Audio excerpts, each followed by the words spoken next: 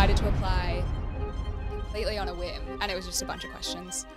Filled them all out, submitted it. I remember taking a photo of the screen as I submitted it, and I just thought, I will never hear back from this. Got a call from a producer the next day. She was like, I'm from Shark Tank, let's hop on a call. I was terrified. I actually walked in and I forgot my entire pitch.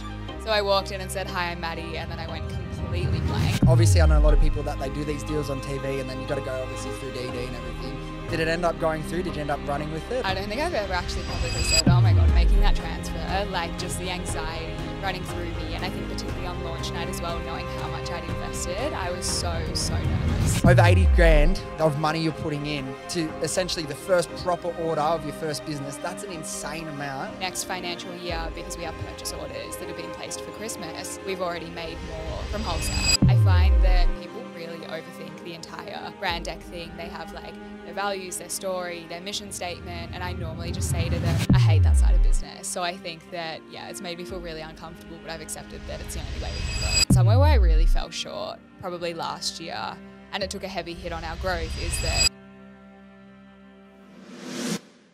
All right, guys, we've got another e-com startup success story. I know you guys love them, and it's been a little while since we've brought one of them to you. Today, we had the return of Madi Stefanis, the founder and CEO of 35 Milco. They've done an extremely successful launch, first few years in business now. They did over 3.5 million in the first 18 months of business. From that success, they got onto she got onto Shark Tank, got offered a deal from two sharks, took that, and then since then, the business has gone to another level. So we're going to unpack all that journey and that growth.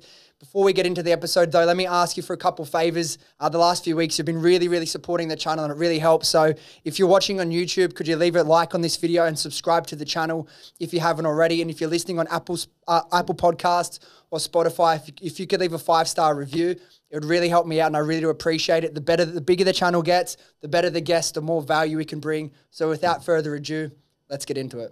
All right, we're back again. We have the return of Madi Stefanis. Maddie, you were in here. We were just chatting, I think like January last year. Yeah, a while ago. For the podcast. You were one of the ones that we had a little interim green wall studio. So you're back now about 17 months later. Is it?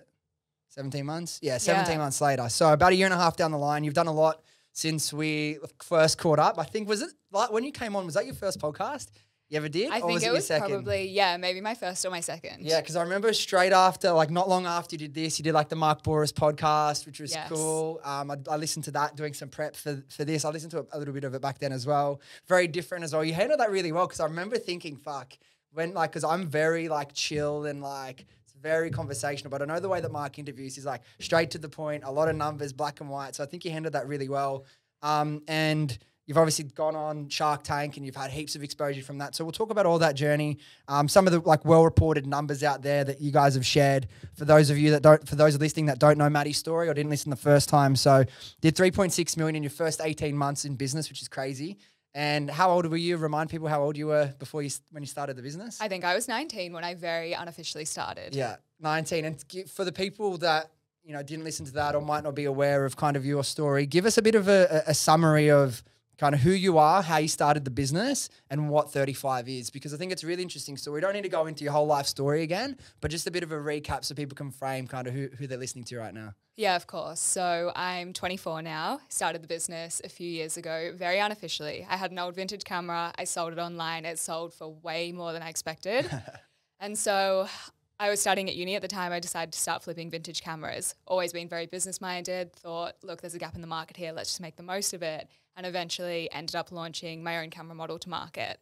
I'd say that's a pretty swift summary. Very swift summary. So as part of that journey, again, like I've remembered it all doing my research. It's like you bought up all the vintage cameras that you could find in Australia, and then you're like, this isn't enough. So then what do? You find some guy in Amsterdam. Talk to me about that approach, about how you kind of built your network of people to find these cameras in Europe and send them back here where the demand was high and the supply was low. So really smart, you know, business thinking at quite a young age. Yeah, correct. It was definitely like very much a scarcity model. I had to go through like Facebook Marketplace, Etsy, eBay. I would just send cold messages to camera sellers all over the world. They'd go and scour like vintage flea markets and send me these cameras. I think the biggest issue with that business model was that every single camera had to be tested, photographed. The product descriptions were different. No two vintage cameras are the same. So in terms of actual like physical and manual labor, that was a really hard business model to sustain. Yeah, and like this, the ceiling is always going to be limited doing that as well. It's like there's only so far that you can scale that model. So you were doing that. Were you at uni when you were doing that? So trying to manage both at the same time. Yes, I was at uni. And I know. So you've done that. You made quite a bit of money, and then talk to me about the day that you invested a lot of money. And I'll let you kind of tell this story.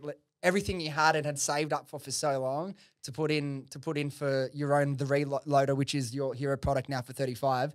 Talk to me about that journey of placing that order, and I want to know as well, like take us back behind the scenes. You're spending, what was it, like 50 grand of your own, everything you'd ever saved up, plus 35 grand that you'd made through selling vintage cameras. So over 80 grand of money you're putting in to essentially the first proper order of your first business. That's an insane amount. Were you calm about it? Were you freaking out? Paint the picture of kind of what your life looked like at that time. Oh my God, I still feel sick just thinking about it. That was really stressful. Like I worked at the supermarket for 4 years during high school. Yep. I then went to work at Mecca. I was always a good saver. Like I knew that I'd have to buy myself my first car. So saving has always been something I was very good at, but putting it all on the line, I think that I felt confident because I knew that we had a good customer base for the vintage cameras and I saw the need in the market. Like I knew the product would be well received, but oh my God, making that transfer, like just the anxiety running through me. And I think particularly on launch night as well, knowing how much I'd invested, I was so nervous. I remember like our total investment was like 20 grand in total, and that was between two people. So I wasn't as good of a saver as you, clearly. I had like 11 grand in my bank account, and then I put 10 grand in and George put 10 grand in. I remember doing that. And then it was in the business account, and that was okay because like I can still see that dollar amount in my bank account. And then when it was time to pay the final, 70% on that first order, and then no money again, it's like, fuck, this has got to work, or I'm screwed here. But did you think of that as a big risk, or did you know that regardless, that's necessary risk to get to where you want to be, and the risk is actually staying in the position that you were and not actually taking that bet on yourself? Yeah, that's a really interesting perspective. I think that my biggest thing was, if this doesn't work, I'm 19 years old, I can start all over again. I think that was always my fallback. And I think even at 24 now, I still feel the same way. Like I could go and spend my bank account again, put it into a business, and if it doesn't work, I'm 24. Yeah. It's a really good perspective to have. But I think like a lot of people, I don't know, a lot of people, we speak a lot about, people don't have like that long-term view anymore. People want that instant gratification. And it's like, if I have to put this risk in now and the payoff isn't for 6 months, 12 months, 24 months down the line, so many people don't want to take that risk anymore. But it's like, and I know you spoke about this a little bit with Mark, it's like, some of the younger generation, not all, but some of the younger generation, like they don't want to start from the bottom. They want to already be, starting salary 80 grand, and they don't want to have to hustle and work for it and take a big risk. Where does that come from you? What gave you kind of the confidence to do that and start that process at such a young age? Probably my mum. She's always been like, you can have anything you want in this world as long as you work for it. I think that like my grandparents were immigrants. They came here on a boat with no money. Mum grew up with not a lot. And I think that, they've always just taught me to work hard. I Your think family's from Greece, right? Yeah. Do you connect with Mark over that, I imagine? Yeah. He was very, very nice to me over that. So how did your mum feel as someone who was just like such a big influence on your life, and so good to have, like my parents are so supportive, but like to have that sort of message coming to you, it's like, no, Maddie, from like a young age instilling, you can do whatever you want as long as you like believe in yourself and put the work in. That's such good, like positive like reinforcement from parenting. But how was your mum when you're like, Mum, I'm going to transfer 80 grand or whatever it is into this business? Was she calm, or was she a bit like, holy shit, Maddie? No, I think she was more calm than me. She was very much like, do it, like just go for it. And it was never a matter of like, if it didn't work out, I didn't have anyone who could help me. I often say to people, and this is like, we'll speak about this later, but in terms of like growing a business and getting external capital, I don't have anyone around me who could give me capital if my business were to fail. So I think that it's so interesting that she's so supportive of me taking these risks in life. Yeah. And it all worked out really well. Now you spent all that money. Was that because you were creating a new product? Was that like the MOQ? You had to order 2,000 units? Yeah. So that launch, we'll get into kind of how quickly everything sold out from that launch, but I wanted to speak about kind of as well, like as I said, you were here almost a year and a half ago, so about 18 months ago, just shy of that. You've done some really awesome things. You've grown a lot as a person since then, as a speaker. I can see it. So much more confident in yourself and everything you got to speak about. But what ways do you think personally you've grown, you know, as a woman or an entrepreneur in the last year and a half? Oh my God, I was thinking about this earlier. I think, and you're spot on, like confidence, actually knowing how to speak to people. I feel like when we recorded over a year ago, I didn't love how I spoke in that podcast. I think that, and it's all just practice. I think putting myself in those uncomfortable situations consistently. Yeah. I still don't like public speaking. Yeah. Like I nearly got kicked out of my best subject in high school because I couldn't get up in front of the class and speak. I think that you just learn to care less as well. I'm sure you found this, that business forces you to be an entirely different person, and like that doesn't come with negative connotations at all, but it really does force you to step out of your comfort zone and kind of like embody someone who is confident and like can connect with people, because that's all business is. It's just meeting people and networking and understanding, how to communicate with others. So what did you do? Because for me, I was always an extrovert. So it's like, you know, doing the podcast and the events came pretty naturally. I was still a little bit nervous the first time doing it because you're like, holy shit, what if I forget what I want to say halfway through a sentence? So I definitely had some nerves there, but I was always like a pretty extroverted person. Like my favorite part of school was the speeches and shit, you know what I mean? Like I love that stuff. But like I've spoken to a lot of people and it's like can be a real big journey to find your voice and find your confidence when you start going on that journey. What did you do? Was there any, like, did you listen to podcasts? Did you YouTube different things like to actually learn the skills to help build that confidence as being like a public person and doing these speeches and podcasts? Yeah, absolutely. I listened to like so many podcasts about how to public speak. I used to listen to podcasts about like media training, even things like body language. Like I'm so fascinated by that. I talk to myself a lot. If I'm driving in the car, I will literally just like think of questions that people would ask me in a setting like this and just speak, like figure out how to construct my sentences, how to talk. I think I also, you know, this time last year, I wasn't really posting on TikTok like I do now. Like I couldn't get up and speak in front of a camera, the camera being quite literally my phone, not even a real person. But I think that, it's kind of like exposure therapy. You just keep doing these things that make you feel really uncomfortable until, and I wouldn't say it's second nature now, but I definitely do a lot more of it. And do you feel like if you're, you know, on a panel speaking at an event or you're doing a new podcast, do you feel like it takes you less preparation now to get ready than it did the first like handful that you did? Yes, absolutely. Yeah. Like I don't even have questions for today. I have no idea what you're going to ask me. Whereas probably a year ago, maybe I did.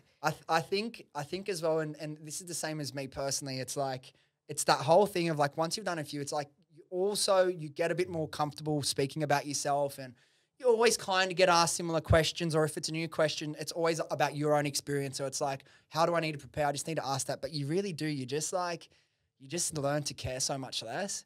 And it's like, I remember like the early stages of when we first started the podcast, and then like we showed the guests the content. They're like, oh, I don't like how I look there. I don't like how I look there. And a little bit for me, I'm like, oh yeah, I don't really like that. It's like, dude, if I cared about how I look every single podcast, like it would be so difficult to manage. So I think you just get used to that. But it's like, I think one of my favorite things about this podcast is like like Graham last week, we've had so many people worth like 9-figure net worth. So I get to talk to those people because I think their experience has a lot of value for the people listening, and like a lot of really educational tools or tips they can take away and implement.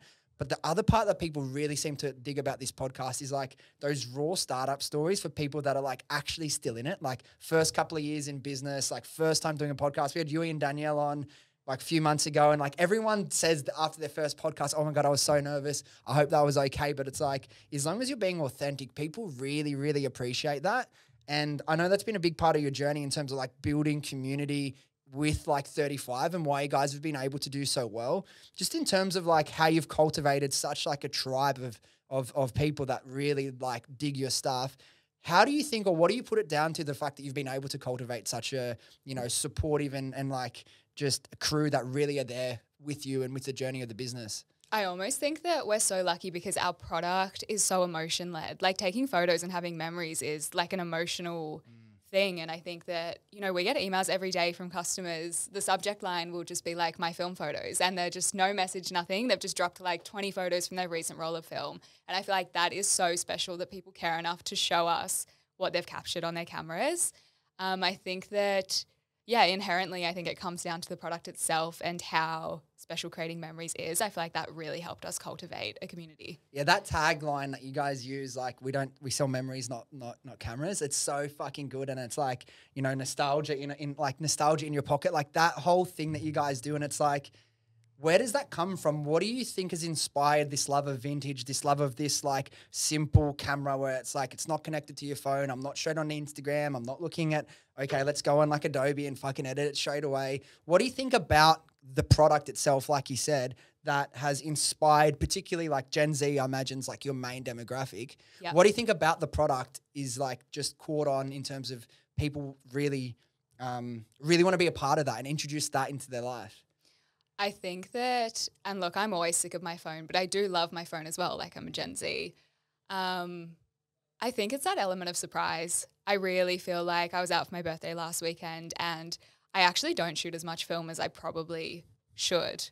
Took out the film camera, took a bunch of photos. I'm dying to see them. I've only filled like half a roll of film and I literally cannot wait to get them developed. I think that it's funny because everything always comes back. Like we had this whole 90s like Y2K resurgence as well. And I think that even with the photo albums, like we really see, I don't know if you've seen our like coffee table photo album we brought out. That was really cool. This like sense of nostalgia. I remember being a kid and like looking through my mum's photo albums. I feel like it is just really special. We kind of led with this whole concept of like memories to show your grandkids. And like, sure, I have all my phones on iCloud, but like my photos from the last 5 years, where are they? I have no idea. You kind of, every time you upgrade your phone or, you know, your images might be sitting on a hard drive. I just think that having physical copies of things is so special.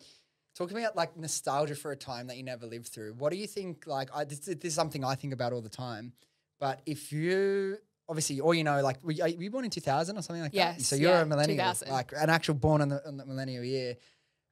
What do you think, and this is like not really a business question, but it's just something really fascinating. If you could pick any generation to like grow up in, like be like your teens and 20s, what do you think is your favorite like decade?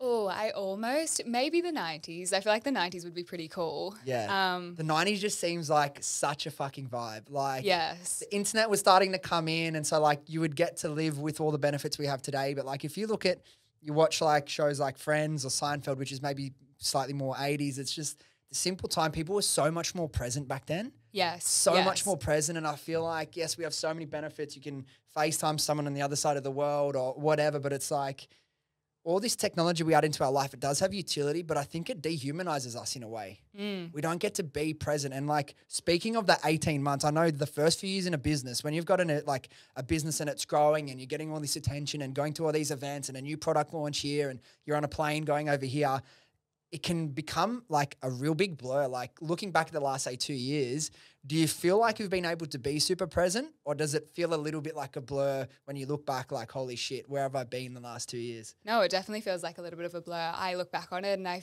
don't even know where that 2 years has gone. I think that how you said our phones almost dehumanize us a little bit. I don't know if you saw, I put up an Instagram story last night. I just had like a free night in Sydney and I was like, Yep. Who's in Sydney? I want to get dinner with someone new. And a couple of people responded being like, this is so brave, and I just feel like I get playing coffees with people all the time. Like being able to actually sit down with someone and speak to them face to face, like no phone, nothing, is so invaluable. I think that, and I wouldn't say that my generation doesn't know how to speak to people, but maybe we've like lost the skill set of being able to, you know, like speak about ourselves and intro, like tell our stories, something that we get used to and can be quite good at as founders. But I think for the everyday person, you almost have to learn that kind of like personal narrative and how to convey that. Just a quick one from me. If you've been listening to the podcast for a while, you'd know that after scaling Happy Skin Co. to over $10 million per year, I spent close to 18 months creating the Viral Brand Builder program, which teaches someone with zero experience how to launch and scale their very own e-commerce brand.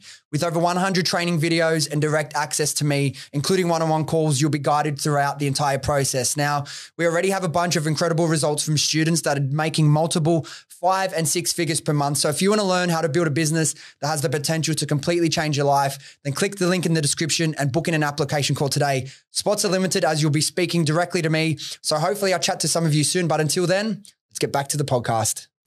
Yeah, so I asked you like what ways do you think you've grown? So that would obviously be one. Is there anything else in terms of like a little bit more of in a business sense that you look back and reflect and like, okay, my skill set or understanding of this has grown a lot?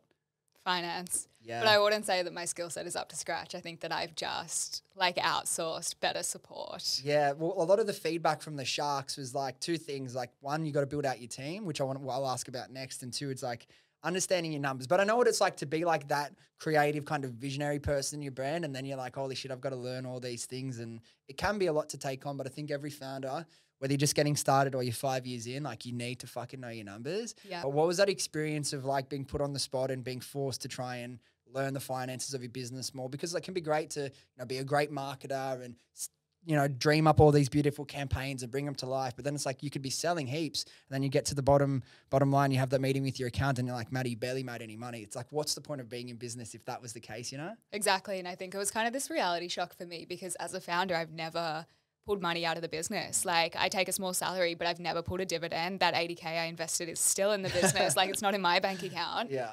I think that, it was definitely a reality shock. And just, I think this past year, especially since Shark Tank, we've been so like net profit first. Yes. Even to the point of if we don't have any year-on-year growth this financial year, I don't care because our net profit is up. Yeah, exactly. And I think it's a matter of we can't scale the way I want us to if we're not pulling a profit. Exactly. Yeah, because you won't be able to reinvest the right amount. If there's not enough profit and there's not enough margin there to take the business forward, there's no point. And I think a lot of people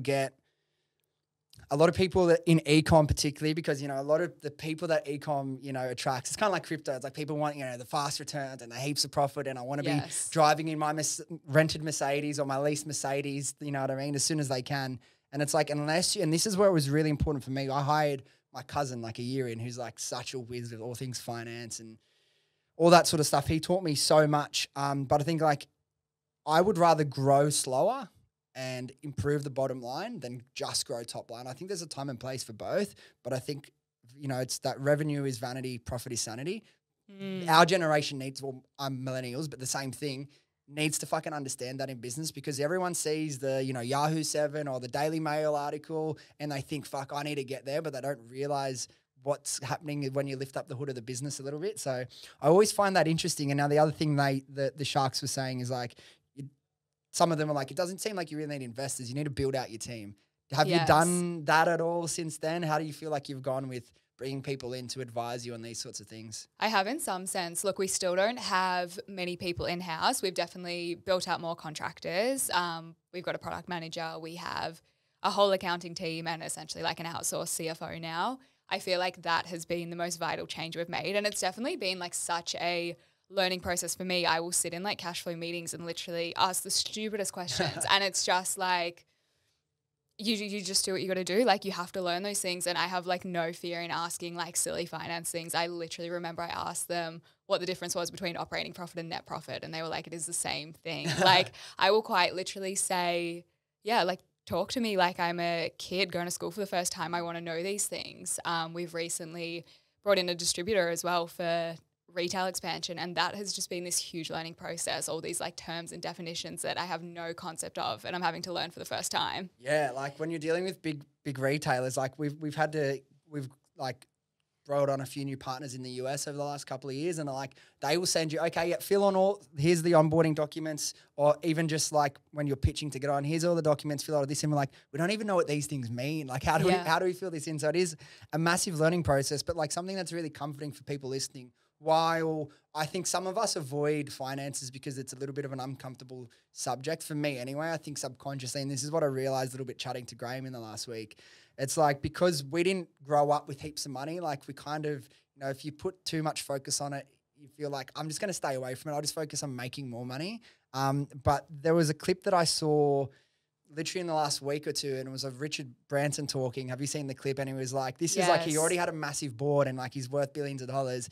And they're in a meeting and they're talking about the difference between net and gross profit. And they like draw the net to him and explain it. Yeah, and he was like, you don't know what I'm talking about, do you? Like, you don't know the difference, do you? He's like, no. He's like, all right, come out here. And that's Richard, but he was already worth billions of dollars at this time. So I think while we do need to, I think, focus on financial literacy, it's also okay if you do build out your team, like the advice was, and people that you trust, then you don't have to be the master of everything, but you at least need to be able to hold a conversation about it, or you can get taken for a ride. And the same thing comes to like another really big e-com thing that people don't understand enough, and then they get taken for a ride by agencies, is not understanding anything about, you know, paid media or how to, like, not, you don't need to fully know how to run the Facebook ads on the back end, but what all these acronyms are or what good numbers look like, people can really get taken advantage of. Now, with you in terms of the paid media, I know you're very much like a content and brand person. How involved are you with like the paid media, like the running the ad side of the business? I would say that our ads buyer Tracy is probably one of the most involved people in the business. Like, she's a contractor, but she is very much in-house and not solely, like, I will run new product ideas by her, marketing campaigns. She is very involved. I think that I don't run the ad account and I never have, but I know enough about paid ads and what's happening to know that she's doing a good job. Yeah, that's the level of proficiency you need to have. Some people, like, starting their first business, people want to I've started mentoring people, and they've been like, the reason I wanted to you know, come learn from you is, you know, I've had this business for, you know, 6 months, and I've gone through 3 different, you know, agencies already trying to find someone, and they're just looking for that golden bullet to, like, I'm going to work with this agency and they're going to make me millions of dollars and it's going to be super easy. Unless you understand your own business and what makes people gravitate towards you, what influences people to purchase, you're never going to be able to outsource that to someone else, because they're going to always care less than you. And if they're an agency or a subcontractor, they probably have multiple clients. So if you think, do you know what I mean? It's a really important, it's a really important lesson for people to grasp, like, in the early stages. Now, I wanted to ask about, I'm sure people are curious about that whole Shark Tank experience, right? What was the application process like? And was it like something you'd thought about for ages, or was it a bit of a spur of the moment decision to apply? It was very much spur of the moment. So Shark Tank had a 5-year hiatus. Shark Tank Australia, they took it off TV, and then I actually saw, I think Jane made a LinkedIn post, decided to apply completely on a whim, and it was just a bunch of questions. Filled them all out, submitted it. I remember taking a photo of the screen as I submitted it, and I just thought, I will never hear back from this. Got a call from a producer the next day. She was like, I'm from Shark Tank, let's hop on a call. Had a Zoom interview, had to write a business plan. She actually told me I was on the show before I submitted my business plan. Really? And I just made up a business plan from scratch. Like, I am so glad that has never seen the light of day, because it was shocking. And then I filmed probably about 2 weeks later. It was a really quick process. So from application to actually filming 2 weeks? I think that I submitted right on the cusp of, like, I submitted at the very end, yes. What's your thoughts on business plans? I think, look, I'm probably at the stage where we need a business plan. I had a meeting yesterday with the accountants, and we were kind of doing like our 3 to 5 year strategy. So I think the business plan probably a little bit more important now, but at that stage we didn't need a business plan. You know, you just hit the ground running. Like, you've just got to go with it. I know, and I'm sure this isn't, there'll be people, you know, running massive like businesses and a lot more experience that will definitely disagree with this. But I think at the start, like, you just need to have like a rough direction and like just fucking really, really go for it. Like, I'll start mentoring people that have like, oh, I've been working on this business plan for 12 months. I'm like, dude, you could have launched 12 months ago. You would have learned so much more about your business by just doing that. But I think there's a little bit of like the fear of failure, and they use that as a crutch of like, no, I can't do it until I understand all that. I think, as the business grows more and it gets a little bit more strategic, and you do have a bit of business history, they become a little bit more important. But at the start, have a general direction. If you feel a little bit better, spend a little bit of time on a business plan. But I think there's no way that you'll be able to improve the business and actually get it up better than launching, learning, failing. You learn, or you grow, you know what I mean? So I think I think too many people spend too much time on that. I know there'll be people that say, look, business plans are super important, but it's definitely not a necessity for people at the start. Now, you get on the show, you do your pitch. Were you nervous? What was that process like when you're like there to film? Yeah, I was terrified. So I filmed on the first day. Oh, you're one of the first? I was one of the first. I think my call time was like 2:00 in the afternoon, and we ended up filming at 8:00 at night. So you were there the whole time? I was there just like in the waiting room, like nerves like eating away at me. Yeah, it was a long day, and I was the last person to film. So I was like, obviously on the first day of filming, nothing goes to plan. Like, they were so behind schedule, and I was like, are they going to be really grumpy when I walk in, and they all just want to go home? Yeah. I was terrified. I actually walked in and I forgot my entire pitch. Wow. So I walked in and said, hi, I'm Maddie. And then I went completely blank. Like, I literally just went silent, and they were all like, it's okay. Like, you've got this. And then I remembered it. But I think what really psyched me out is the fact that you have to stare at them for like an entire minute before you do your pitch. So the music that you hear on TV, they play that in person. Wow. And you kind of like walk down to the end of the carpet and then you stop and have like a stare off. And I don't know, I didn't know that. So I was like, what is going on? Wow. So they like tell you when to start speaking and stuff? Yeah, there's no producer interference. Nothing is scripted or staged. It's very much like your one chance. So I'm actually surprised that they cut out me for getting my entire pitch. They were very nice to me for doing that. Yeah. And it's like, I feel like the cast they had, I don't remember who was on the show like 5 years ago, but I think like for our world, I think there's a really good representation of like our generation of like what Australian businesses have been like over the last 10 years, like particularly Jane, Davey, obviously like an e-com goat, and Sabri as well, like very much in the digital marketing space. So when I saw the cast, I'm like, wow, they've actually done a really good representation as being, and being someone that's come up through this industry. Were you a little bit nervous, like looking around and seeing these people that you clearly have looked up to, and then you just got to stare at these people for a minute? I get it, like the freak out phase for sure. Oh my God, I was terrified. And I think one of the prerequisites of applying for the show is that you actually didn't know any of the sharks personally. So there was no personal bias. Interesting. Jane, we'd supplied cameras to Showpo like many times before for gift bags. So I was hoping that she'd recognize us. And Davey like weirdly commented on a TikTok probably about 2 years ago when we launched, being like, this product is really cool. And I was like, maybe he'll recognize it too. So I was kind of hoping I'd have like the benefit of the doubt, especially with the younger sharks. But I feel like they were really, really nice to me on the show. Yeah, no, they were. And like when you go through all that, I haven't even asked you. I wanted to save it and ask you on air. Like, obviously, I know a lot of people that they do these deals on TV and then you got to go obviously through DD and everything. Did it end up going through? Did you end up running with it, or you ended up not I don't think I've ever actually publicly said that I didn't take my deal. Oh, you didn't take your deal? No. Yeah. So where did it come from for you? Like, what was the decision-making process? And I know a lot of people go through that. It's probably more people, I'd say, it doesn't go through that I've spoken to that have been on it. What was that thought process like for you to just be like, maybe not? I think the biggest thing is that there is such a huge gap between filming and the show airing. So there was about 6 months. And they gave me such good advice in the tank that I kind of walked away from it being like, I think I know what I need to do. Yes. And so I used those 6 months to outsource our financing, like firm up our numbers. And when it got to the point of doing like DD and looking through everything, I felt like I didn't need investors then. And look, I'm not against it, and I probably would take on investors again now. We were kind of like having this battle, my CFO and I, yesterday. But yeah, that was kind of like my rationale. I think that at that time, I didn't want to give away like 17.5%. Yeah. And I think that it was the best thing I ever did, like the lessons that came from Shark Tank and the brand awareness and the exposure was so invaluable. What was the bigger appeal to you going into it? Was it money, or was it the connections and what they could add to the business? Probably the connections, not so much like the viewership of free to air TV is not high. Yeah. I would say that even from a sales point of view, we maybe got like a few hundred sales that night, but nothing like people air on US Shark Tank and they make like $1 million overnight. Like it is just insane. But I think that understanding how we could utilize the clips for socials, I think we figured out that we accumulated maybe like 10, 12 million views just from Shark Tank clips. And we were like really picky with our editing and, you know, obviously like stopping on super clickbaity parts. So I think the social strategy behind Shark Tank was what was important to make the most out of that experience. And then obviously in the like on screen, you did a deal with, is his name Robert? Yeah. Yeah, Robert and Jane.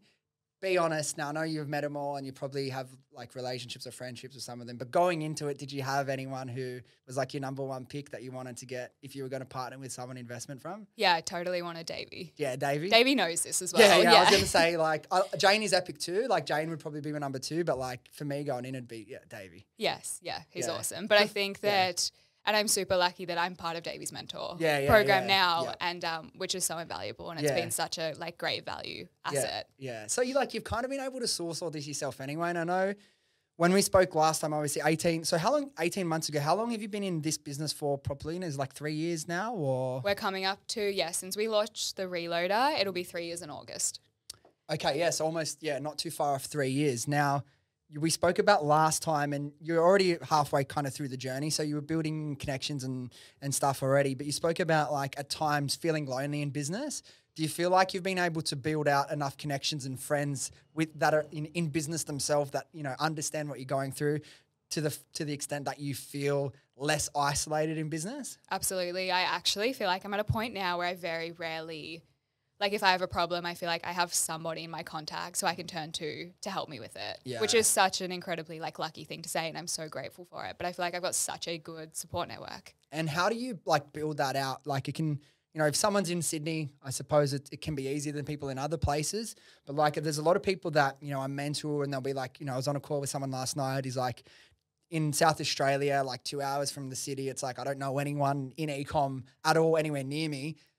What's some like advice, or how did you go about actually seeking out these people and building out like your friendships and relationships that could, support you in your journey in business? Honestly, Instagram DM, email. I can't even remember how we connected in the first place. I don't know. Probably a DM.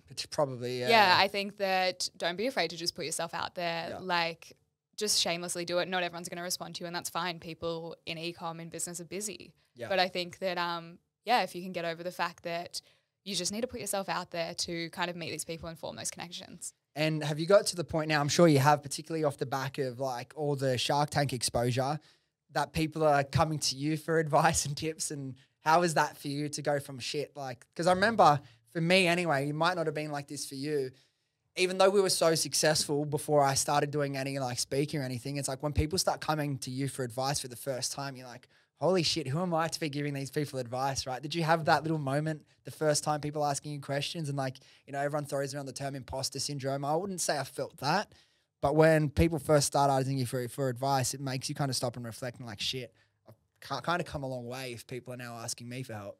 Yeah, it's this really weird feeling, I think, especially because I have mentors who I look up to who have much larger businesses than I do. And I think, why are they coming to me for advice when they could go to someone like my mentors who are the best in Australia at what they do? Yeah.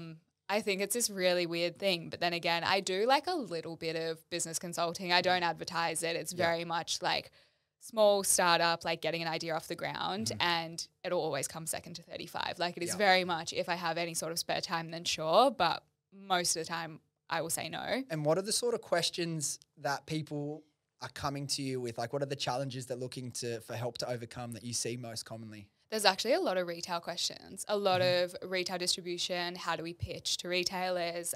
People wanting help with their brand decks. Yep. I find that people really overthink the entire brand deck thing. They have like their values, their story, their mission statement. And I normally just say to them, get rid of all the text. Like I need you to really just pull back and simplify it. Like visually, if you're pitching to a buyer who gets 100 emails a week, show them a photo of your product. Like make it so easy and simple for them. Give them your point of difference, done. Like just really simplify it to give yourself the best shot. Yeah. And what, like talking about that retail expansion, you've done some really cool things in Australia, and I know you've been working on deals outside of Australia as well, particularly in the US and everything that comes from there. Like what does that journey look like for you, and when would you say is the right time for a brand to start pitching to retailers? I often say to people, like going really back to basics. Do you have barcodes? Do you have SKUs? Things like that people overlook. But I think the hardest part is you don't want to pitch to the biggest retailer in Australia and them come to you with like a 5,000 unit order that you financially can't facilitate. I think that's the hardest thing. I often say to people, like go for those smaller clothing retailers, independent boutiques, like put your foot in the door. But unless you have external funding or capital that you can tap into, it actually is really hard to grow in retail. We're definitely facing this at the moment. We're about to take out our first loan and the business has been bootstrapped up until now, but it's like we actually can't do this without extra funding. Yeah. Who was your first partner that you like signed on with, like that became not just, your website? Was it like the Iconic or Universal? Yeah, Universal Store. How did Universal pop up again? I think you mentioned it to me one time, but I don't know if it was on the podcast. We just got like an inquiry through our website form. Yeah. That's so cool, right? Yeah, it was awesome. And now talk to me about the future goals in terms of retail and distribution. Like, do you want to take this thing global? Like, what are the plans for that? Definitely global. Big focus on the US market, but funnily enough, we're actually going into 3 major Australian retailers the back end of this year. Wow, congrats. So they will be our biggest retailers yet, which is really exciting. I think that I'm kind of just trying to hold off on the US front for a little while until we kind of get this in motion. So we've signed with a distributor who facilitates all of that for us. Essentially, I don't know if listeners will know how a distributor model works and what they do. Essentially, we sell our stock to the distributor and then they on-sell it to the retailer. So it kind of just, they work as a middleman, I think, solely because I have this business model where I don't want to hire out a huge team and be tied down to a location. So it's just what works for me. But yeah, that's what we're doing at the moment. And did you find that, since you've signed on with the distributor, did you find that it's a lot easier for you to manage rather than, you know, being that small, relatively small brand to these massive retailers, knocking on the door directly and trying to get in and forge those relationships? Oh, absolutely. They have connections with every major retailer in Australia. So it is so, so easy. I think it also removes me from the really difficult conversations with retailers. Yeah. They very much handle everything. And I wanted to ask you as well, like coming off the back of something as big as Shark Tank and like, yeah, what's interesting is like the amount of views that you guys are able to generate on socials using that clip sort of massively outshined the reach that they got. But still, regardless whether it was from DirecTV or the clips, everyone knows Shark Tank. So it's like whether you post that on TikTok, Instagram, it's going to perform well. With that kind of exposure, I know I've never been on Shark Tank, but we've had a lot of exposure and media publicity, comes massive waves of copycats and competitors. And I know, you know, all three of us sitting in this room have dealt with that at different stages. But talk to me about your experience with that and how you've dealt with that and how you deal with that today has changed from how you dealt with it when it first started happening. Because I think it's a very different approach now. Like you really let it get to you in the early days. It really, really bothers you.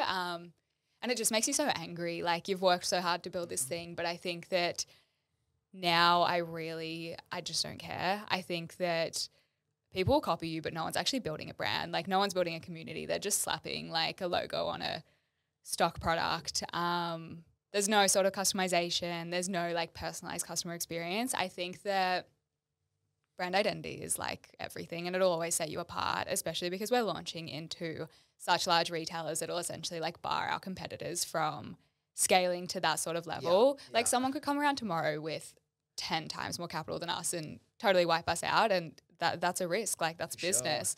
But I think that, these other brands that are kind of just copycats, like copy and pasting things from our website, that doesn't really bother me. And it was funny because I literally watched your segment an hour before the podcast. So everything's really fresh in my mind, right? I don't have that good of memory. But one of the, I think it would have been Robert, I think that said like, you know, I think it was Sabri asking questions about, you know, competitors and stuff. It's like, guys, you don't realize that you're selling like the brand, you're selling the emotion rather than the product. Would you agree with that? Do you think the most important thing is the brand, is the community, is that emotion that you're selling rather than, hey, we sell cameras, here's our spec sheet, you know? Yeah, of course, completely. I think that, it's so emotion tied. Like, completely. So with all your marketing plan, like outside looking in terms of the creative and the strategic vision, it looks really awesome. Like it looks epic from the outside looking in. That seems like that's kind of your core thing, right? The brand, the experience, the look and feel of each touch point people have. Break down for people listening kind of how you approach that. Like, because if you jump on your socials, whether it be TikTok or Instagram, you'll get a real strong, okay, this is 35. You understand it like really quickly. How do you manage that? And how do you manage without having like a big internal team, like you said, to constantly be able to output the content and strategically create the content? You're not just, okay, any random trend, let's do that without tying it all in. What's your process for managing that? Because I think for people listening, go back and have a look at their Instagram and their TikTok and see the way that they curate this and how they've been able to build a community off the back of it, because I think it's really impressive. We could be managing this a lot better. I think there's so much room for improvement. We're a tiny team. I have Liliana who does our TikTok. Yeah. We repurpose everything. Like TikToks are often posted across to Reels. Reels have great reach at the moment. We're seeing really good virality with Reels, particularly with like nostalgic sounds. If you go back to like old movies or audios, it's very much like this like teen nostalgia, like girlhood type of aesthetic that's permeating TikTok at the moment. But I think that I do a lot of the creative strategy. We actually haven't done a campaign in ages. I said to my CFO yesterday, I need marketing budget. Like it's time to do something fun. But we manage everything internally. I would love to bring on like a content agency to look after socials. I think that you kind of just make this difficult choice of like, we can have the nice and pretty things or we can grow into retail. Yeah. Which in turn will bring in cash flow that can facilitate more fun marketing. That sort of stuff. I think as well, like once you've been in business for a little while, you start to realize, and it's like, it's obvious, anyone can say it, but like once you've experienced it and you've experienced the never ending list of things to do in e-com when you have a brand, it's like, focusing on, like, there's a million things we could all be doing it all the time, every single day, right? But focusing on, and it takes a while to not only realize what they are, but then to be disciplined enough to realize what the activities that drive the most growth or the most revenue or the most profit generating actions, and just focusing on them, even though there might be these other competing priorities and things that you can be really easy to, I'm just going to go and spend a day in customer service and do that. But it's like, no, like if you're the founder, the leader of the business, what are the most important tasks that are going to have the most impact on the business? And try just focus on those things every day. And if you do that for a year, I guarantee your business is going to be killing it. Absolutely. Yeah, I think we've definitely taken that approach at the moment. We figured out yesterday that because we're focusing on retail right now, like first and foremost, that is all I'm doing at the moment. It's distribution and expansion. Next financial year, because we have purchase orders that have been placed for Christmas, we've already made more from wholesale. Yeah, crazy. So it's like focusing all our attention on that is more worthwhile right now than having a pretty social media strategy. Yeah. For sure. It's going to be exciting. So back end of this year, you're going to launch with some new retailers. Has the process started where you said you've got to go get your first loan and everything? How is it? Has it been like a really a growth period in the business, because this is all new stuff and dealing with like massive POs and getting your finances sorted and making sure the stock's delivered on time with all the right barcodes and SKUs and everything? Has that been like a big learning lesson for you? Yeah, for sure. It's been so scary. Just even looking at the numbers and figuring out how we can facilitate and fund these purchase orders. And because we've never had a loan before, like we have lending limits that people won't exceed. We haven't made any repayments yet, so it's like no one's willing to give us more money. Yep. But I think that even like going to the bank with purchase orders from these massive retailers and trying to win them over and say like, these are known Australia-wide, like this is huge, this is official, give us the cash. Yeah, it's been and such a new process for me because I'm very debt averse. Like I don't like, I hate that side of business. So I think that, it's made me feel really uncomfortable, but I've accepted that it's the only way we can grow. I feel like that's a little bit of an Australian thing as well. Like compared to the US, everyone wants to take on debt and raise money from the start. Whereas like, I feel like, and I know it's the wrong way to look at it, and it's like, it's probably like a bit of a limiting belief, but like when people be like, oh yeah, look, I grew this business, but like you grew nothing, you got investment and then like you invested the cash. I feel like maybe it's a bit of an Australian thing, but I personally, if someone's like bootstrapped the business and funded it themselves, I kind of have a little bit more respect for that kind of, do you know what I mean? I don't know if that's a wrong way of looking at it, or it's just like the American way of raising capital is so different culturally to Australia. But I feel like if you can bootstrap a business and grow it that way, you fucking earned everything you've done. Yeah, and I think it's really hard. I know that, like, I understand everyone makes the most of what they have, which I think is incredible. Even just like hearing friends who have had like 400K investment up front and they're 2 years in and they're looking at an exit strategy in the next year. And it's like they're in a place to do that because they've had all the money from the start to grow and just make this completely boom, where it's like we are on a slower trajectory. Yeah. And that's something that I've chosen. Like it's a choice I've made. But yeah, it is this really hard thing of, should I be taking on debt? Should I grow this business faster? Like, what's the right way to go about it? Like, yeah, again, there's obviously no right or wrong way. And I think if you can source, investment into your business, absolutely take it. But I think you miss some of the learnings and lessons of doing it. Because imagine like you just got investment from the start. You wouldn't have known the struggle of, flipping all those cameras, then investing every cent you have into it and then growing that. And like, I just feel like you do miss some of the major learnings if you do that. But I think if you've got it available to you, absolutely, like take that opportunity. But it's just culturally, we have a lot of things that we do things a little bit differently over here. We're just speaking about TikTok and everything there and what you guys do. Heaps the brands I mentor. It's like different to what like Davey and stuff does. Like I thought about who do I want to work with? What sort of brands? Like for me, like if you're working with brands that are already doing 7 figures a year, it's a very strategic day-to-day like operational thing. And for me, the stuff that gets me out of bed is like helping people change their life, like going from 0 to 100 grand to $1 million and just seeing people quit their full-time jobs and go all into that. So very much I'm living in that first 12-month phase. And like we know e-com is in a very different position than it was 5 years ago. 5 years ago, you could find a half-decent product from Alibaba. You could do nothing to build brand. You could have no Instagram. You could start running ads. And if your ads were decent and your product was half-decent, you could, build a pretty good business. Today, it's very different. Organic content is the first pillar that all brands need to be utilizing to build that first initial wave of momentum, because that first initial wave of momentum, that initial wave of hype and people finding out the brand is the hardest part. So if you were starting a brand today, and I know you're a big TikTok person, you observe what other brands are doing, how would you approach organic content at the start? If you didn't have a massive budget, you didn't have all this experience, how would you approach TikTok if you were starting a brand from the start and that was going to be like organic content was going to be your main marketing tool at the beginning?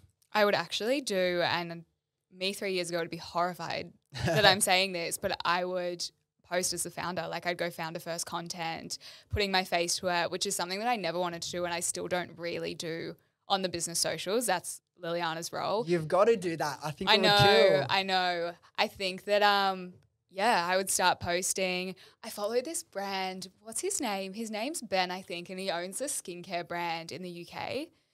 And he has quite literally posted like, these are my formulations. Help me pick what color the packaging should be. Like, it's just been the most insane journey, like watching him start and grow. And he's got such a loyal and like committed following. I think that doing things like that, and I tell everyone to do that. I have friends starting businesses and I'm like, you need to show people the journey. And I think it's this really hard thing because if I were to start another business, I wonder, would I do that? Yeah. Yeah, I always toy with the idea. But I think that's what I would, I think it's the best way to launch a brand in 2024.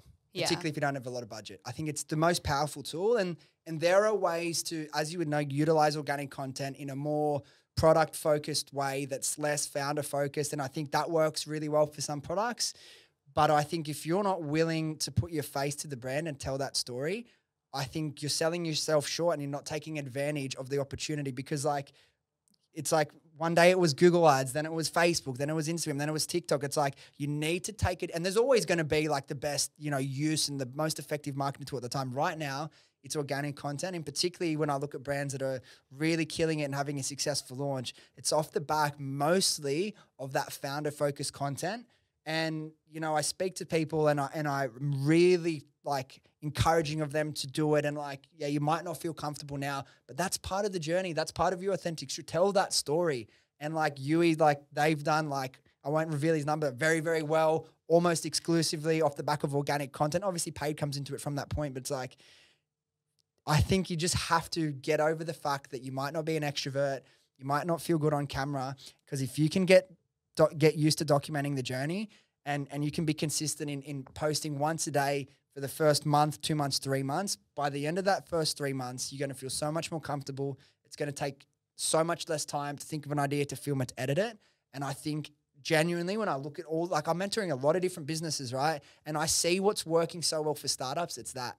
No, I agree completely. And I think that I feel like the main insecurity comes from people saying, but no one wants to see like the scrappy, like me sitting at my desk for 9 hours in my pajamas working on this business. And it's like, that's what people want to see. I actually find it harder now to post about the business because there are so many things going on that I can't speak about yet. Yeah, that is a challenge. So I think that in those early days, I wish I'd captured more. And every time I post like these old scrappy photos of like our first camera designs or the orders covering like my parents' living room floor, people love it. I know.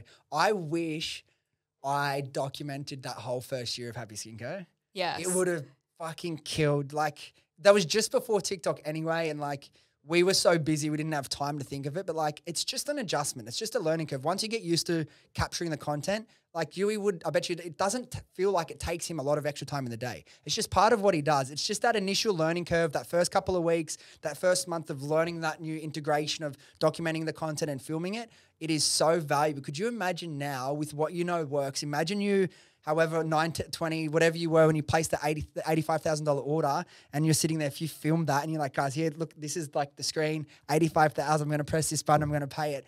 So like instantly viral. Instantly viral, right? Crazy, crazy viral. So I think like I say it to people all the time that I'm mentoring, and people do it and they do see the results, but it's like some people are hesitant because it doesn't feel, what's the word? Like it doesn't feel like it's their natural skill set. Like you weren't like a big public speaker, but I think would you say you learning to, get through the uncomfortable factor and improving that? Do you feel like it's been a benefit to your business or? Oh, definitely. It's been, it's like moved mountains for us. I still sit on panels and my heart is like pounding. Like I felt a little bit sick in the Uber on the way here. I was like, oh my God, am I like anxious for this? Yeah. Especially because I know you so well. I was like, I still I still feel that. Like it doesn't Yeah. come naturally to me. I think even I was speaking to someone the other day. I've actually put a lot of people in contact with my Shark Tank producer because they're recasting for this year. Yeah. And people who are like early days, very start of their business journey. And I'm like, do it. Like apply. This will be the best thing you ever do. Worst case, you get some good content out of it. Right? Oh, Like, absolutely. so yeah, I just think it's a massive opportunity now as well. Like in terms of people, like, 'cause some people would just, you know, they've heard about Facebook ads and they think Facebook ads is like, no, it's got to be Facebook ads. I think Facebook ads, there's evidence, is having a bit of a resurgence now anyway. But if you really understand and you've done well with organic, it's just going to make your ads, because you understand your messaging and what drives human behavior off the back of the emotion. It's going to make your ads so much better. Would you say like having a strong organic content base helps you with your paid ads? Yeah, of course. It like heavily influences what we run as paid ads. Yeah. So looking forward to the future. Now, what do you think if we catch up again in, say, 2 years' time, we reflect on what the previous 2 years have been? What's the ideal scenario? What does that look like for you and for 35? Definitely more products. I think that product development is something we've been working really hard on. It's happening a lot slower than I expected. Okay. Like we have met none of our product deadlines this year. We've got probably about 5 new photo album designs ready to go.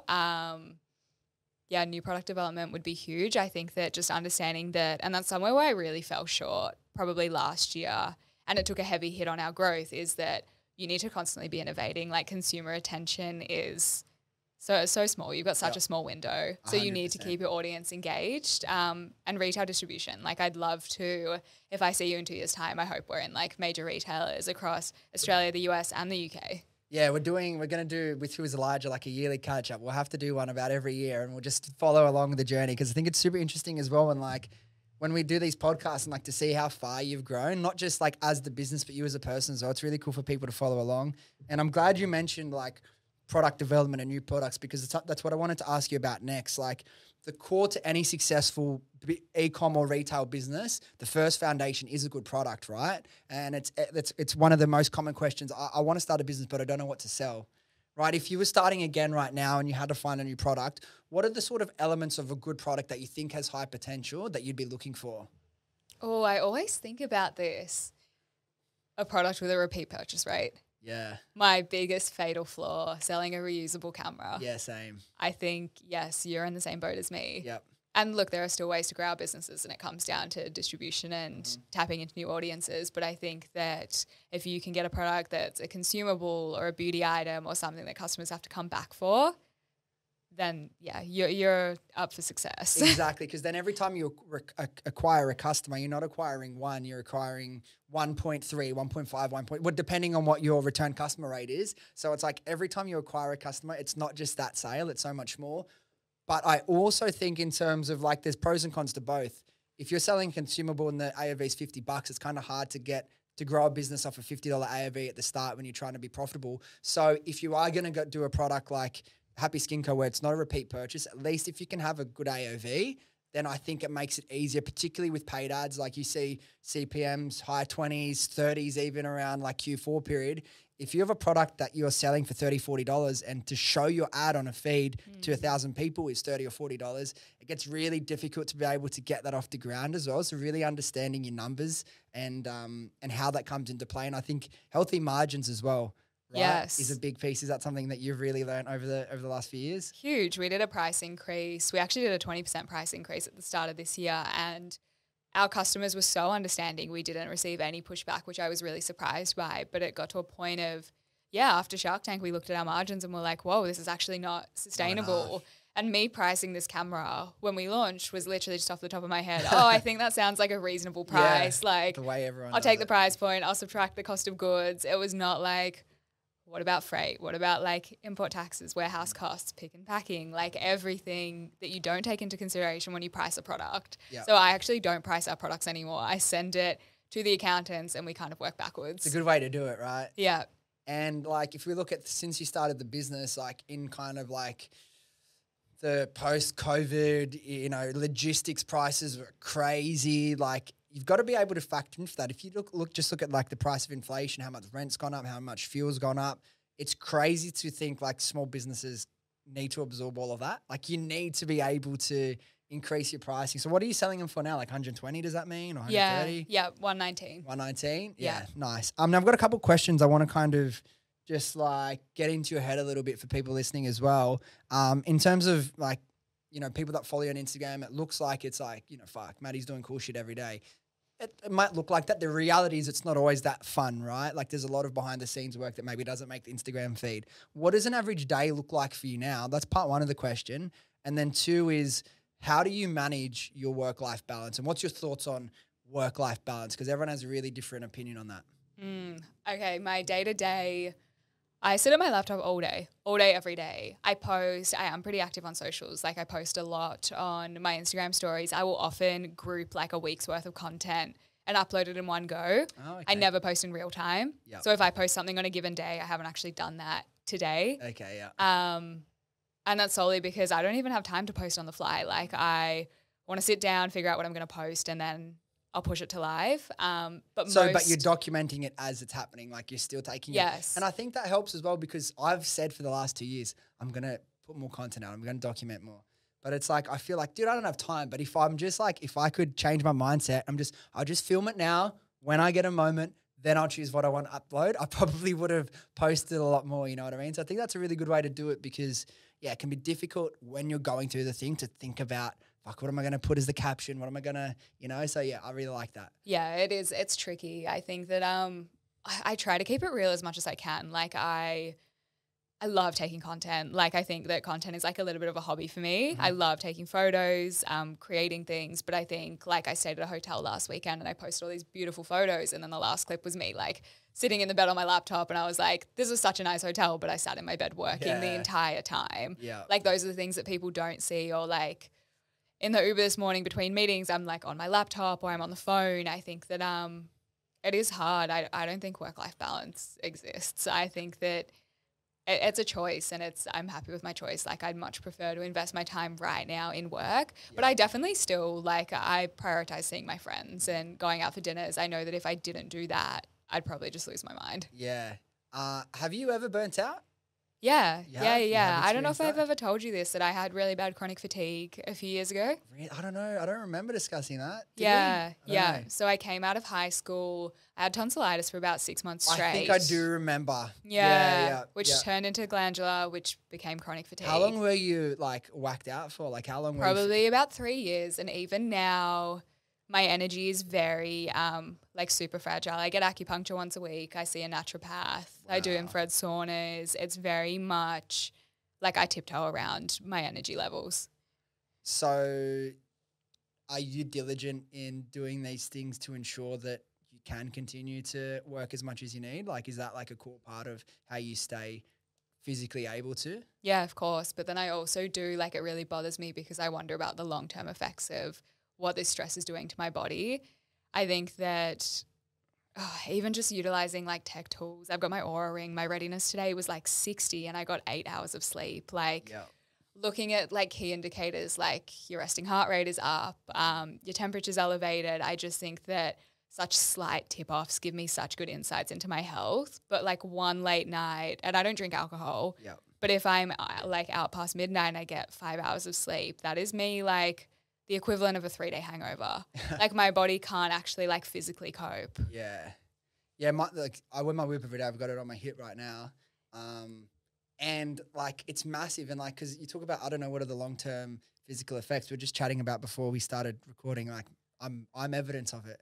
Yes. And I know I am 30 now, so I'm not as young as you, not as young as I was when I started the business, but it's like, I felt, talk about like there is a few different factors that contributed to talking to the doctor, but like the main factor behind it all is like stress and managing stress.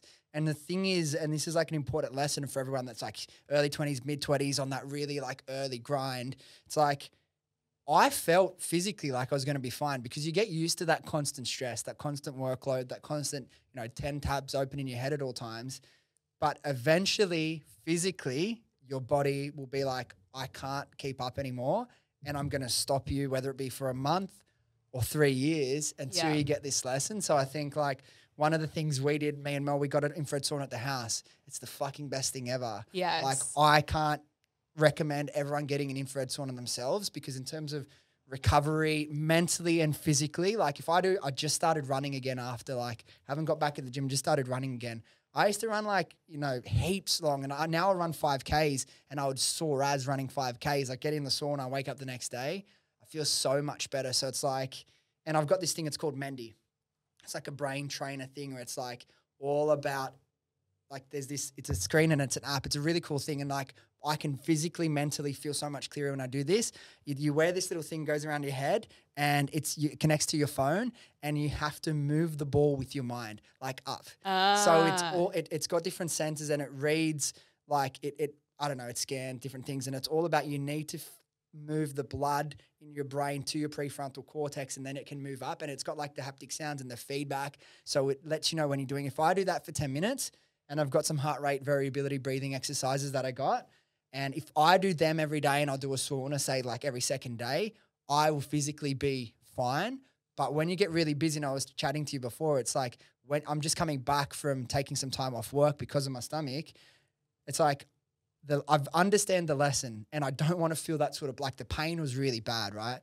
But it's like I've got so much work to catch up on, but it's like if I don't take the time to do these things, it's going to become worse, because then I'll just get, who knows, I could get taken down again and you won't be able to do the work. So I think being diligent with that stuff, like my biggest advice to you would now, because I'm so close to that pain experience, will be fucking do it. Like make sure you do those things for yourself, because when you can't, then you realize, holy shit, like, you know what I mean? Health is the most important thing. No, absolutely. Even your mental health, one thing that I actually can't live without is I'll read for an hour every night before bed. And nothing business related. Like I'm reading like fiction, just anything that can take me away from my own mind. Yeah. Otherwise, if I'm like out late at a dinner and I come home, go to sleep, I can't sleep. I'm like wired. My brain just churns to the point of like I'm dreaming about work. It's like my subconscious doesn't switch off. Yeah. So I actually need to sit there and just read something totally unrelated to kind of like settle my entire nervous system. Otherwise, I'm just like heart pounding in bed. Yeah. And so what do you do? Because we all have these days, the days where whether you think you were well rested or not, like sometimes you've had, 8-9 hours sleep, and like you've cleared your schedule to work on this one big project all day. You've got no meetings, and then you get there and for whatever reason, you're just not feeling it. You're tired. You can't concentrate. Do you have a process or like a way that you approach these days with yourself if you're just having one of those days? I feel like I've actually learned to listen to my body. Like if I'm in that state and I feel like I'm really physically exhausted, I think there's a difference between like physically being unable to do it and mentally. Like mentally, if I mentally don't want to do it, I'm like, just get this done. Like you have to do it. Yeah. But physically, I think especially with fatigue, I'm like very aware of my symptoms. I'll like get a headache. My entire body feels heavy. And if I'm in like that sort of physical state, I'm like, nah, you're like sitting on the couch and reading for 6 hours. Like, yeah, I think it's that sort of discipline, but then comes the guilt of I could have been working. Yeah. It's like, I think it's a lesson everyone goes through. And like, I've spoken to like Jack Delos throughout the years, who's like obviously incredibly successful, and has the same experiences as well. And I think like if we want to look at this in terms of longevity, a lot of people in business, I know I do, I know you do, you put a lot of pressure on yourself, right? And you probably have the highest expectations on you are likely put on there by yourself. Correct. So it can be really difficult to get used to, if I'm just so burnt out and tired, like just to finish work early for the day. Like I try and finish work early, and like I'll be working till like 9 o'clock, 10 o'clock every night. And it's like, I cannot make myself finish working at like 5 o'clock for whatever reason. I can't, but I need to. It's still a battle. And I'm not saying this is how you got to do it. Like work really hard. It's not the right way to do it. I feel like it's the lesson we all go through of like being okay to like you said, made a great point, listen to your body. And like, yeah, I just feel like that's a journey that we all go through.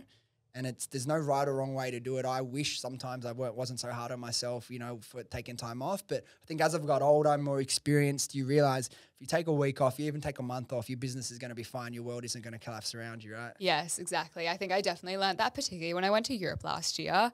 And I know you did the same. Yes, I was still working at the start of the day and at midnight, just smashing through my inbox. Yeah. But I think you learn that you don't always have to be so on. Like things aren't going to fall apart, especially if you have other people who can pick up the pieces. Yeah. And I think as well with that, it's like something that I learned people in business can be like, feel really, it can be a big deal to go and take like a 6-week Europe trip. And even if you're going to work half the time or whatever, people will be like, no, I have to work. And it's like, for what? Like, what are you sacrificing? What would you be doing if you had, and I know it's not always about money, but if you had enough money, right, that you never had to work another day in your life, right? What would you do? Well, a lot of people You'd would be working. choose. Yeah, but a lot of people, like, if they would be like, I would, like, what would you, if I said, Maddie, you just won $100 million, but you need to sell me 35, right? Yeah, sure, you're definitely going to go start other businesses, but what's probably one of the first things you're going to go do? Maybe go for a trip to Europe, right? Exactly. So do that now. Like, be present. It's okay to do that. Experience life, because like, it's not all about sacrificing for the future. It is at some time, but also to live a little. And that's something that I've learned as I've been in business a little bit longer. Like, it's really difficult to take a holiday, but I think it's super important for you to be able to do that. Yeah, I completely agree. And I think there's never a right time. Like, you look at people in our lives who hit their 60s, incredibly successful business people who retire. Yep. They'll take a holiday and then they'll go back to work. And then they'll go back to work, yeah. And I think that I will always want to work. I think that's what I learned, particularly in Europe. The first 3 weeks, I was like, oh, this is awesome. Like, I could travel the world and never work a day again. And then by the end of it, I was like, I have so many ideas. I'm like itching to go back to work. You know what's funny? My experience was the opposite. The first 3 weeks, I couldn't get used to it. I'd do a bit of work in the morning and then we'd be walking around exploring and I'd start feeling guilty and then like I'm not fully enjoying myself because I'm thinking all those things. And then finally after about the first 3 weeks, like my body relaxed into it. And then the last 3 weeks of the trip, I was like, wow, now I finally feel like I've been able to relax and enjoy it. So, but yeah. So interesting. It's interesting the way we go through it now. As such a young entrepreneur, like you're always constantly learning. The whole market that we exist in e-com and everything changes so quickly with like TikTok and all the different changes. What do you do personally to stay so educated and up to date with everything going on in the industry as such like a young entrepreneur?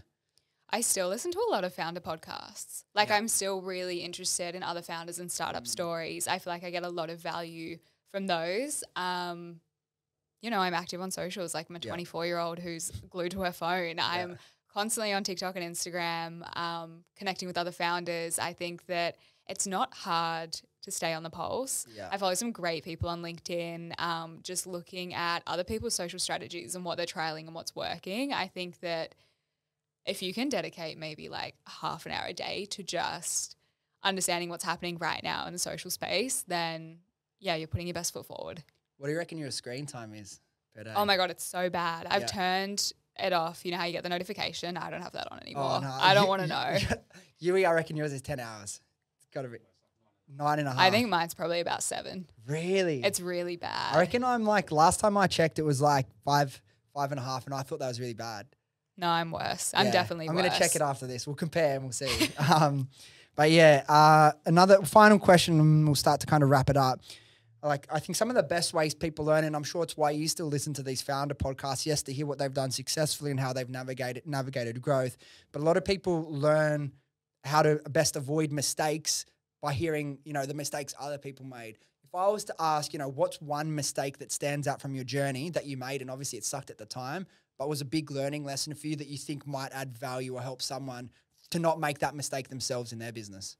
Oh my God, numbers. I know we've already spoken about this, but I feel like it really was just the biggest catalyst for so many changes in the business, understanding that, I was just running with this business. Like, I hit the ground running. I had no idea that it would become what it is now, but we had no sort of strategy or plan for the next few years and where I wanted to take it. And particularly, like, you can put yourself on the line and exhaust all your energy and make millions of dollars, but if you're not making a profit, what are you doing it for? Yeah. And I think that even now, the fact that I haven't walked away from this business with any sort of like financial gain or benefit, and not that it's all about money, but I guess the reason I do what I do is because I have people in my life who I want to be able to support. Mm-hmm. And the fact that I haven't been able to do that yet, I think, finance is huge. Know your numbers. And if you can't do it yourself, outsource it, take a financial literacy course, like really spend time trying to understand what's happening inside your business. And when you're looking to the future and coming up with these goals, are you more of like, are you like a numbers and decimal points kind of person? Or you're more like intuitive and feel and vision for like, okay, I'm going to go in that direction? I think I'm probably more intuitive. I didn't set as structured goals this year, because last year I feel like I didn't hit any of my goals and it really weighed down on me. Whereas this year I feel like I've probably achieved more to date because I'm just going with it. Yeah. I think that we have more structure around like financials and what we need to be hitting to actually be profitable. Of course. But in terms of the creative side of things, yeah, I'm kind of just going with the flow. Yeah, I think everyone will find out their own process and that's fine. But I think, yeah, if you can at least at the bare minimum take away that lesson, it's like regardless of your starting point in terms of financial literacy, spend a month if it takes a month, spend a weekend if it takes a weekend. Learn these things and understand it because like you said, there's no point having a $10 million revenue if you've got a $10,000 net profit at the end of the year. Exactly. Because you could have done that off a lot less revenue. So I think that's great. It was good chatting again, good catching up. We'll do another one about every year. We'll do the same thing as Who is Elijah and we'll follow along with the journey. Now, for people that are listening that want to follow along to you or 35, where's the best place they can find you? They can find 35. It's just 35mm_co on all socials. And mine's just Madi Stefanis. Madi Stefanis, cool. We'll leave it at that, but let's do one last thing. Let's out ourselves. Let's do our screen time. You got to get on this too. Let's check. Is it? You got yours up? I don't even know if I have my screen time on. A day. Screen time. Oh, shit. Mine's gone up a lot. I said it was 5.5. My daily average is now 7 hours and 15 minutes. Okay, today I'm on 4 hours and 10 minutes. Wow. Instagram's taken up an hour. Text and TikTok 47 minutes. Wow. Yeah, I'm only 2 hours 17 today, so that's not too bad. But my like weekly average is 7 hours. 7 hours, yeah, same as me. And yours was... Oh, fuck. This is why I don't look at this. I've got worse. But it's like we also work from our phones, but yeah. Yeah. Anyway, that's our screen time. So if you're less than that, you're doing well. Terrifying. There we go. All right, guys, thank you so much for listening. If you enjoyed this episode or you got something out of it, do yourself a favor, do me a favor, do your friends a favor and share this with them and they can come along on this journey with us. Thanks again and I'll see you next time.